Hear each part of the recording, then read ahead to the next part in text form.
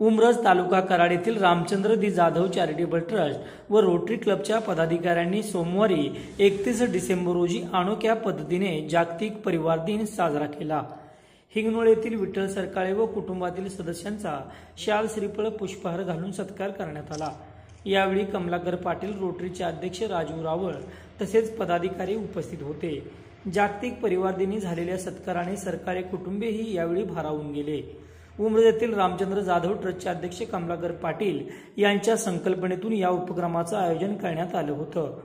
21व्या शतकात अनेक कारणांनी एकत्र कुटुंब पद्धती डळमळू लागली आहे, मात्र हिंगणोळ येथील सरकाळे कुटुंबांसारखी अपवादात्मक काही कुटुंबे आजही एकत्र कुटुंब पद्धतीचा आदर्श बाळगून आहेत। डिसेंबर जागतिक परिवार दिन साजरा केला जातो।